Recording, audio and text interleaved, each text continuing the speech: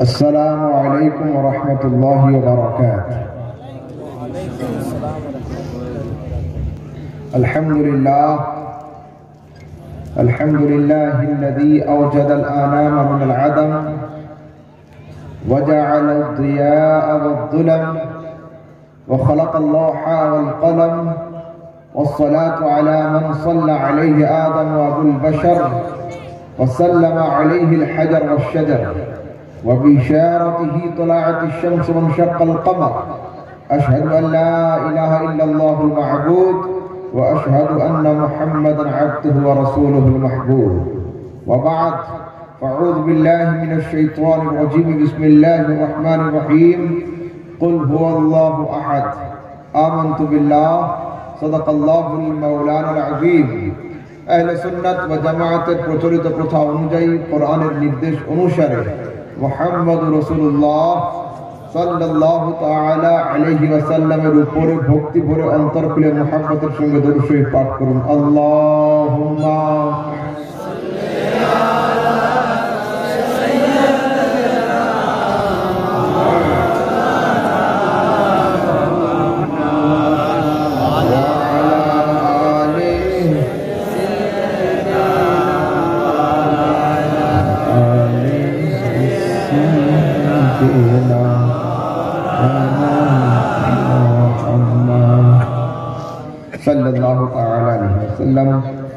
সন্ধ্যা থেকে নিয়ে পর্যন্ত আপনারা উলামায়ে কেরামের মুক্তির বক্তব্য নাত শরীফ শ্রবণ করলেন।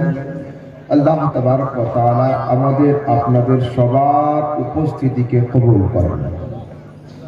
এখন আমি আপনাদের সম্মুখে সরাসরি হাদিস কোরআন থেকে ঈমান সম্পর্কে একটু আলোচনা করব। ঈমানের পরে education life of holy prophet রাসূল সাল্লাল্লাহু আলাইহি সাল্লামের শিক্ষাগত যোগ্যতা সম্পর্কে আলোচনা করব। আফটার দ্যাট কোরআন হাদিস দিয়ে নামাজের পরে মৌখিক দোয়া করা সম্পর্কে সরাসরি কোরআন হাদিস থেকে আলোচনা করব, এবং তারপরে যদি মন চায় আরো একটা টপিকের উপর অল্প করে আলোচনা করব। সো আমি আপনাদেরকে বলবো, যারা ইয়ং জেনারেশন এডুকেটেড ভাই এখানে আছেন, তারা অনেক অনেক মনোযোগ দিয়ে শ্রবণ করার চেষ্টা করবেন। এক হচ্ছে ঈমান, এক হচ্ছে আমল। ঈমান হলো পাত্র, আমল তার পানি। যদি আমার কাছে পানি না থাকে তার অর্থ এই নয় যে আমি পাত্রটাকে ফুটো করে রাখবো, যে পানি নেই পাত্র রেখে কি হবে, ভুল কথা। যদি আমার পকেটে টাকা না থাকে, আমার কাছে টাকা না থাকে, তার অর্থ এই নয় যে পকেটটাকেও ছিঁড়ে রাখবে না। আমি হতে পারি গরিব, অর্থ নেই, পয়সা নেই, কিন্তু তার অর্থ এই নয় যে পকেটটাকে ছিঁড়ে রাখবে। পকেট সবসময় ঠিক রাখতে হবে। কেন? রাস্তায় বের হলে তো কোনো দানির সাথে সাক্ষাৎ তো হতে পারে, কোনো আমিরের সাথে সাক্ষাৎ তো হতে পারে। কেউ ভিক্ষা দিলে যেন রাখলে পকেটে পড়ে না যায়। আমি পাপী, আমি গুনাহগার, কিন্তু ঈমানি পাত্রকে ফাটিয়ে রাখলে হবে না। ঈমানি পাত্রকে মজবুত রাখতে হবে, যেন কিয়ামতের দিনে খোদা যখন রহমতের পানি দিবেন তার থেকে পড়ে না যায়। সেই জন্য ঈমানকে ঠিক রাখতে হবে। আসুন সূরা ইখলাস, আল্লাহ পাক বলেন, কুল হুয়াল্লাহু আহাদ। প্রিয় নবী, তুমি বলে দাও তিনি আল্লাহ হলেন এক। আল্লাহ তাবারক ওয়া তাআলা যখন নামাজের হুকুম দিচ্ছেন, তিনি বলছেন আকিমুস সালাহ, তোমরা নামাজ কায়েম করো। যাকাতের হুকুম দিচ্ছেন, আল্লাহ পাক বলেন আতুজ যাকাত, তোমরা যাকাত দাও। হজ উমরার কথা বলছেন, আল্লাহ পাক বলেন আতিমুল হজ্জ ওয়াল উমরাতা লিল্লাহ, আল্লাহর জন্য হজ এবং উমরা পালন করো। কিন্তু সেই খোদা, ক্রিয়েটর, মেইনটেইনার, কন্ট্রোলার, অলমাইটি আল্লাহ যখন নিজের জাত, নিজের সত্তা, নিজের রিয়ালিটি সম্পর্কে জগৎবাসীকে জানাতে চাচ্ছেন, তখন আল্লাহ পাক এ কথা বলছেন না, ও মালদার মানুষ, আমি খোদা হলাম এক, আমাকে মেনে নাও। এ কথা কিন্তু কোরআনে নেই। আল্লাহ কি বলছেন? কুল হুয়াল্লাহু আহাদ। প্রিয় নবী, তুমি জগৎবাসীকে বলো আমি খোদা হলাম এক। এমন কেন? এখন আমরা এটা কোন জায়গায়? এর আরেকটা নাম ছিল মোটা, কি কাকমোড়ের প্রোগ্রামে আমরা উপস্থিত, হাজার মানুষ বসে আমার সামনে। যদি একজন লোক এই সময় দাঁড়িয়ে গিয়ে আমাকে বলেন, আহমদ বাবু প্রোগ্রাম বন্ধ করো, কুতুবগঞ্জের মোড়ে একটা বাঘ দেখা গিয়েছে, তো আমরা কি করবো? এখনই বন্ধ করে দিব প্রোগ্রাম? না, লোকটার অবস্থার দিকে তাকাবো, তিনি কে, মস্তিষ্কের অবস্থা ঠিক আছে কিনা, ব্রেন ঠিকঠাক কিনা, মদ পান করে আছে কিনা। যদি দেখি যে হ্যাঁ লোকটা মদ পান করে আছে, ব্রেন অবস্থা ঠিক নেই, মস্তিষ্কের অবস্থা ঠিক নেই, মাথা খারাপ, তাহলে আমরা তার কথা শুনবো না, প্রোগ্রাম চালিয়ে যাব। আর যদি আপনাদের সভাপতি সাহেবের মতো বুদ্ধিমান লোক, সাহেব ইলম, সাহেব আকল মানুষ যে দাঁড়িয়ে বলে জি আহমদ বাবু বাঘ দেখা গিয়েছে, আমরা এক্ষুনি দোয়া করে দিয়ে প্রোগ্রাম শেষ করে দেব। কি বোঝা গেল? সংবাদকে মানার আগে সাংবাদিকের উপরে ঈমান আনতে হয়। যদি সাংবাদিক নির্ভরযোগ্য না হয়, ওর সংবাদ কিন্তু মানা হয় না। আল্লাহ এক, অদ্বিতীয়, এটা সংবাদ। আল্লাহকে এক বললে ওয়ালা সাংবাদিকের নাম হলো মুহাম্মদ সাল্লাল্লাহু আলাইহি ওয়াসাল্লাম। জগৎবাসী আল্লাহকে এক মানা তখন কমপ্লিট হবে যখন আল্লাহকে এক বললে ওয়ালা সাংবাদিকের উপরে ঈমান তোমার কংক্রিট হবে। যদি নবীর উপরে ঈমান তোমার কংক্রিট না হয়, খোদাকে এক মানা কোনোদিন কমপ্লিট হতে পারে না। এইবার আমার যুবক ভাইদের প্রশ্ন, শুধু আল্লাহকে মানলে কি হবে না? নবীকে মানতেই হবে? শুধু আল্লাহ নেবইতে হবে কিনা? শোনো, কোরআন শরীফ পারা নম্বর 11 সূরা ইউনূস আয়াত নম্বর 90। ফিরআউনকে যখন পানিতে ডোবানো হচ্ছিল সেই ঘটনা আল্লাহ পাক বয়ান করছেন। আল্লাহ পাক বলছেন হাত্তা ইযা আদরাকাহুল গারক, ফিরআউনকে যখন পানিতে ডোবানো হলো, ফিরআউন ডুবলো পানিতে। ডোবার পরে একবারে কি মানুষ মরে যায় না? ডোবে ওঠে, ডোবে ওঠে, ডোবে ওঠে, তারপরে মানুষ মরে। তো ফিরআউন পানিতে ডুবে গেল, মাথা উঁচু করে বলছে আমানতু, আমি ঈমান নিয়ে আসলাম। হযরত জিবরিল ফেরেশতা বলছেন আমি এক ডালি মাটি নিয়ে ওর মুখে দিয়ে দিলাম, ও ডুবে গেল। আবার উঠলো, উঠে বলছে আন্নাহু লা ইলাহা ইল্লাল্লাযী আমানাত বিহি বানী ইসরাঈল, বানী ইসরাঈলরা যেমন ঈমান এনেছে আমি তেমন নিয়ে আসলাম। জিবরিল ফেরেশতা বলছে আমি এক ঝুড়ি মাটি নিয়ে আবার ওর মুখে দিয়ে দিলাম, ও ডুবে গেল। আবার উঠলো, উঠে বলছে আনা মিনাল মুসলিমিন, আমি মুসলমানদের মধ্যে গো, আমার মুখে আর মাটি দিও না। কিন্তু জিবরিল ফেরেশতা কি তাকে ছেড়েছিল? প্রশ্ন হলো এই, ফিরআউন তিনবার ঈমানের দাবি করলো, একবার নয়, দুইবার নয়, তিনবার। কিন্তু তিনবার ঈমানের দাবি করা সত্ত্বেও ফিরআউনের ঈমানকে কবুল করা হলো না। কেন? আল্লামা ফখরুদ্দিন রাজি তাফসীরে কবীরের মধ্যে লিখছেন যে ফিরআউন তিনবার আল্লাহকে মানার দাবি তো করেছিল, কিন্তু আমি মূসা নবীকেও মানি এ কথা একবারও বলেছিল না। আমি আল্লাহকে মানি এ কথা তো বললো, মূসার সঙ্গে ঝামেলা মিটিয়ে নিলাম এ কথা কিন্তু একবারও বলেনি। তা বলতে যদি হযরত মূসার নাম না নেওয়ার কারণে ফিরআউনের ঈমান কবুল না করা হয়, লাউ আন্না রাজুলান মিনাল কুফার ইয়াকুলু লা ইলাহা ইল্লাল্লাহ আলফ মাররাতিন লা ইয়াসিহু ঈমানুহু হাত্তা ইয়াকুলা মাহু মুহাম্মাদুর রাসূলুল্লাহ, যদি একজন ব্যক্তি 1000 বার বলে লা ইলাহা ইল্লাল্লাহ, লা ইলাহা ইল্লাল্লাহ, ওর ঈমান কমপ্লিট হবে না যতক্ষণ একবার না বলবে মুহাম্মাদুর রাসূলুল্লাহ।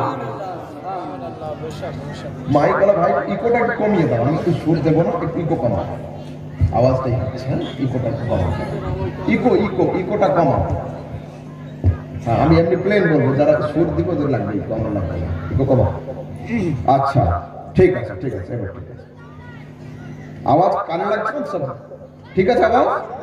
আচ্ছা ঠিক আছে। তাহলে কি বোঝা গেল? আরেকটু বাড়াও, গেল দাও একটু। তাহলে কি বোঝা গেল? যে নবী সাল্লাল্লাহু আলাইহি সাল্লামকে না মানলে ঈমান কিন্তু কমপ্লিট হবে না। সাধারণ যুক্তি দেখুন, এটা আমার সামনে যে জ্বলছে হ্যালোজেন, এর পিছনে তার কটা আছে? দুটো তার। দুটো তারেই কি কারেন্ট? হ্যাঁ একটাই কারেন্ট, একটাই আর্থ। যদি কোনো লোক বলে আমি শুধু কারেন্ট নেব, আর্থের দরকার নেই, তো 2500 টাকা দামের হ্যালোজেন কেন, 2.5 লক্ষ টাকা দামের ঝাড়বাতি যদি লাগানো যায় তাতে আলো আসবে না, যতক্ষণ পর্যন্ত আর্থের কানেকশন তাদের যোগ না করা যায়। তো হে মুমিনগণ, আপনাদের অন্তরের ঈমানি বাল্বে ততক্ষণ পর্যন্ত রোশনি আসবে না, লাইট আসবে না, যতক্ষণ পর্যন্ত আপনি লা ইলাহা ইল্লাল্লাহর কারেন্টের সাথে মুহাম্মদুর রাসূলুল্লাহর আর্থের কানেকশনকে যোগ না করেন। সুবহানাল্লাহ, সুবহানাল্লাহ। বাস ঈমান সম্পর্কে হালকা করে আলোচনা করলাম। একটা সাবজেক্ট করে বললে অনেক সময় লাগবে। এইবার আসুন ওই কুল হু আল্লাহু আহাদ থেকে আমি বের করছি আপনাদেরকে। বর্তমান সমাজে আমার অনেক ভাই তারা ইউটিউব ফেসবুক দেখে দেখে দেখে দেখে হয়রান হচ্ছেন, ওসিলা মানা চলবে না। আমি হালকা করে ওসিলা সম্পর্কে আলোচনা করি। আল্লাহ তাবারক ওয়া তাআলা অলমাইটি, ক্রিয়েটর, কন্ট্রোলার, সর্বশক্তিমান আল্লাহ। আল্লাহ পাকের শক্তি কেমন? আল্লাহ পাক নিজে বলছেন ইন্নামা আমরুহু ইযা আরাদা শাইআন আইয়াকুলা লাহু কুন ফায়াকুন। আল্লাহ যখন কোনো জিনিস করতে চায় কেবল বলেন হয়ে যা, খোদার হয়ে যা শেষ হওয়ার আগে সেই জিনিস হয়ে যায়। সেই শক্তিমান খোদা নিজের পরিচয় নিজে না দিয়ে নবীর মুখ দিয়ে দিচ্ছেন, নবী তুমি বলো আমি খোদা হলাম এক। ওসিলা হলো কিনা? ওসিলা কাকে বলে? সিঁড়িকে ওসিলা বলে। সিঁড়িতে পা দেওয়া মানে কি ছাদের সঙ্গে ঝগড়া করা? সিঁড়িতে পা রাখলে ছাদ কি নারাজ হয়ে যাবে যে তুই সিঁড়িতে পা রাখলে আমার কাছে এসে না উঠতে দেব না? না না, বরঞ্চ সিঁড়ির কাজ হলো এই লোকটাকে অক্ষত অবস্থায় সঠিকভাবে ছাদ পর্যন্ত পৌঁছে দেওয়া। কিন্তু সিঁড়ি ছাড়া ছাদে ওঠে একজন, কে বলুন তো? একজন ওঠে ছাদে সিঁড়ি ছাড়া, কখনো 4 পায়ে চলে, কখনো 2 পায়ে চলে। কে? আমির মৌসুম আসবে মানকি বাদর। দেখুন, সিঁড়িতে পা রাখা মানে ছাদের সঙ্গে ঝগড়া করা নয়, তো কারো ওসিলা নেওয়া মানে খোদাকে না পাওয়া নয়।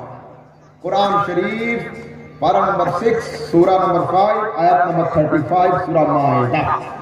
সূরা মায়দার মধ্যে আল্লাহ তাবারক ওয়া তাআলা বলেন ইয়া আইয়ুহাল্লাযীনা আমানু, হে ঈমানদারগণ, উত্তাকুল্লাহ, আল্লাহকে ভয় করো, ওয়াবতাগু ইলাইহিল ওয়াসিলা, এবং আল্লাহকে পাওয়ার জন্য মজবুত ওসিলা ধরো। এখানে অনেক লোক আছেন। এখন যদি আমি বলি আমার মাহফিলে যারা যারা টুপি মাথায় দেওয়া লোক আছেন তারা উঠে দাঁড়ান, তো যারা টুপিওয়ালা একমাত্র তারা দাঁড়াবে, অন্য সবাই কিন্তু দাঁড়াবে না, তাই তো? কারণ যার ডাক করবে সেই দাঁড়াবে। তো আল্লাহ তাবারক ওয়া তাআলা এই আয়াতে এই কথা বলেন নাই ইয়া আইয়ুহান নাস, হে মানুষগণ, মানব জাত, এই কথা নাই। আল্লাহ পাক কি বলছেন? ইয়া আইয়ুহাল্লাযীনা আমানু, ঈমানদারগণ। যারা ঈমানদার হবে নত শিরে নির্বিঘ্নে দাঁড়িয়ে যাবে, আল্লাহ কি হুকুম আছে বলো। আল্লাহ পাক বলছেন আমাকে ভয় করো আর আমাকে পাওয়ার জন্য মজবুত ওসিলা ধরো। সুবহানাল্লাহ, সুবহানাল্লাহ। এইবার আরেকটু আগে আসুন, কোরআন শরীফ পারা নম্বর 1 সূরা নম্বর 2 আয়াত নম্বর 37। হযরতে আদম নবীর নাম শুনেছেন আপনারা সবাই? হযরতে আদম আলাইহিস সালাম, তিনি কে ছিলেন? তাকে বলা হয় Abul Bashar, father of every single source of mankind. যার নাম মানুষ, তার বাপ হচ্ছে হযরতে আদম। কোরআন বলছে ফাতালাক্কা আদম মির রাব্বিহি কালিমাতিন ফাতাবা আলাইহি ইন্নাহু হুয়াত তাওয়াবুর রহিম। হযরতে আদম আলাইহিস সালাম জান্নাত থেকে দুনিয়ার বুকে আসলেন। 309 বছর আদম আলাইহিস সালাম আকাশের দিকে মাথা উঁচু করে তাকান নাই। ভাই একটু সাউন্ডটা একটু মিষ্টি করো তো, খুব যেন ক্যাটক্যাট করছে। 309 বছর আকাশের দিকে মাথা উঠিয়ে তাকান নাই যে আল্লাহ তোর জান্নাত থেকে আমাকে দুনিয়ায় আসতে হলো। একদিন হযরত আদম আলাইহিস সালাম হঠাৎ দোয়া করেছেন, আল্লাহুম্মা ইন্নী আসআলুকা বিহাক্কি মুহাম্মাদিন, হে আল্লাহ 309 বছর আমি দোয়া চাইলাম আমার এক্সপেরিয়েন্সে আজ আমি ক্ষমা চাচ্ছি মুস্তাফার ওসিলাতে। সুবহানাল্লাহ বেশক।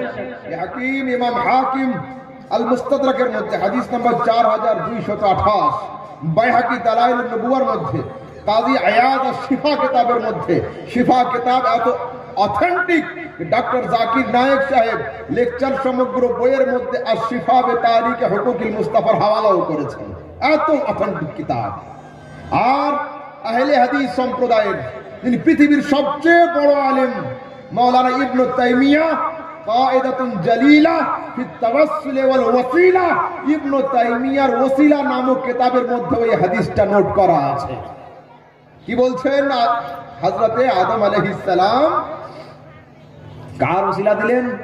নবীর ওসিলা। কি বলেন? আল্লাহুম্মা ইন্নী আসআলুকা বিহাক্কি মুহাম্মাদিন সাল্লাল্লাহু আলাইহি ওয়াসাল্লাম, আমি আজ ক্ষমা চাচ্ছি মুস্তাফার ওসিলাতে।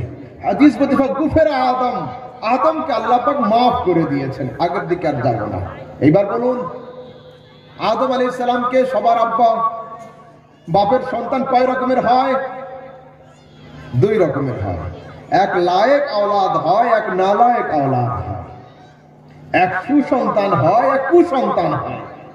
আমার আব্বা হুজুরের নাম হযরত করলেন, হযরত জানেন, হযরতে গোলাম সমদানি রাজভী, কম বেশি 70 খানা বইয়ের লেখক, ভালো পজিশনে আছেন। দেখুন, আমি যদি হাফ প্যান্ট পরে মদ খেতে খেতে গাঁজা নিতে নিতে আর ক্যারাম খেলতে খেলতে রাস্তায় ঘুরতাম, আপনারা আমাকে জলসায় দাওয়াত করতেন? দাওয়াত করা দূরের কথা, হযরত বলতেন লায়েক বাপের নালায়েক আওলাদ ঘুরে বেড়াচ্ছে, যোগ্য বাপের অযোগ্য ছেলে ঘুরে বেড়াচ্ছে। বাপ আলেম, ছেলে মদখোর। কি বোঝা গেল? যে বাচ্চা বাপের সুন্নাতের উপরে আমল করে থাকে ও বাপের লায়েক আওলাদ, যে বাপের সুন্নাতকে না মানে ও বাপের নালায়েক আওলাদ।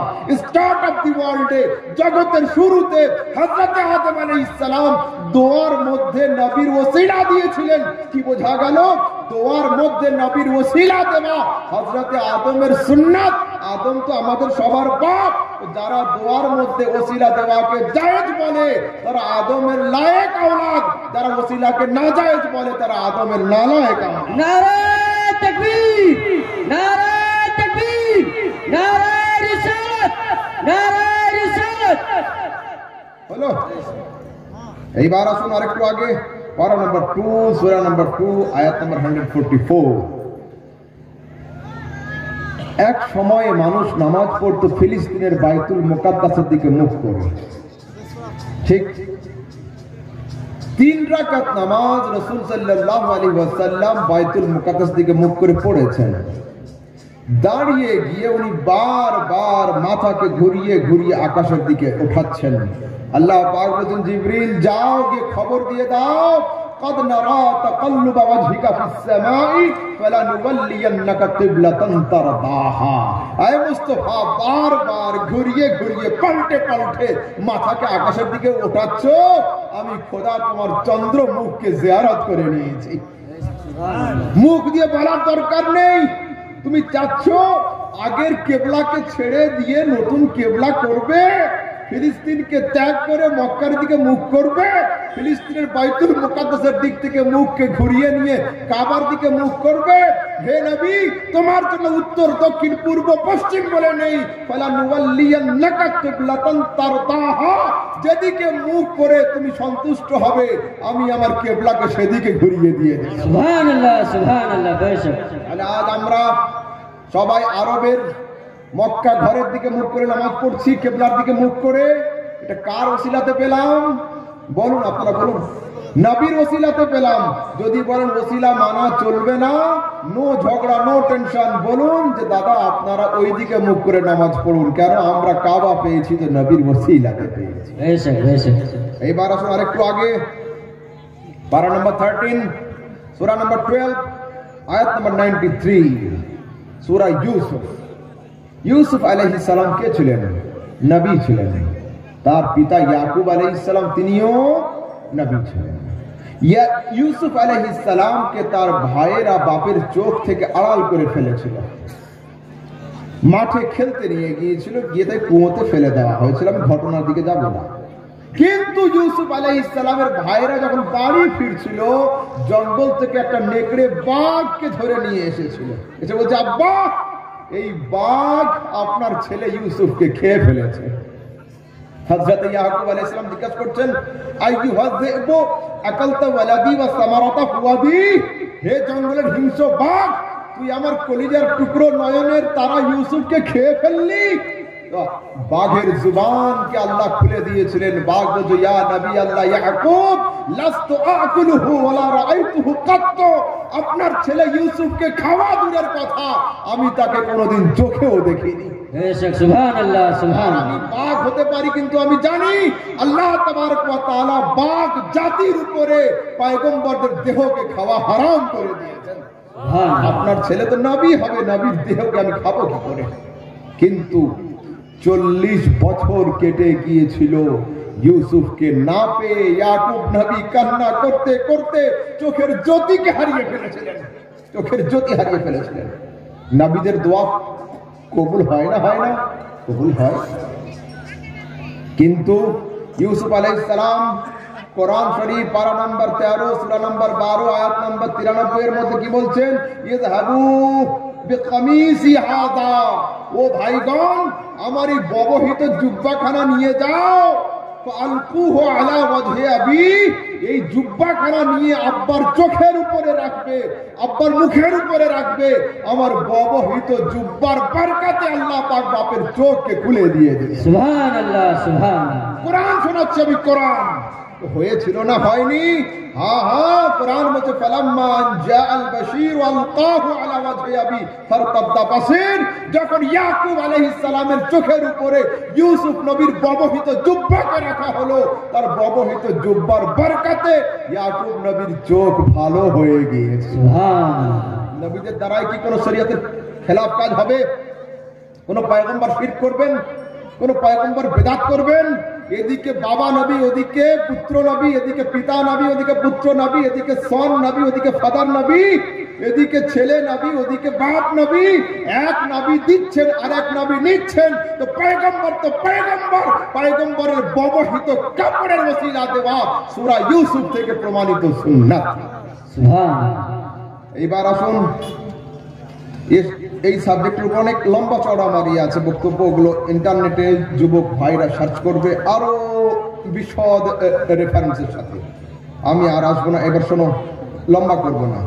বুখারী শরীফ কিতাবুল জানাইজ হাদিস নাম্বার 1277 এর মধ্যে লেখা হচ্ছে, নবী সাল্লাল্লাহু আলাইহি ওয়াসাল্লাম একদিন বসে আছেন সাহাবীদেরকে নিয়ে। বাবু বসে আছেন সাহাবীদের নিয়ে। কোন হাদিসে আছে উনি একটা সুন্দর লুঙ্গি পরেছিলেন, কোন হাদিসে আছে সুন্দর চাদর গায়ে ছিল, খুব সুন্দর, দেখতে ভালো। একজন সাহাবী এসেছেন, এসে বলতে, হুজুর, আপনার এই চাদরটা আমাকে দিবেন, বা কোন হাদিসে আছে লুঙ্গিটা আমাকে দিবেন। আচ্ছা, আল্লাহ এইটা আমাকে দিবেন। তো আমার নবী কোনো সময় কাউকে না তো বলেন নাই।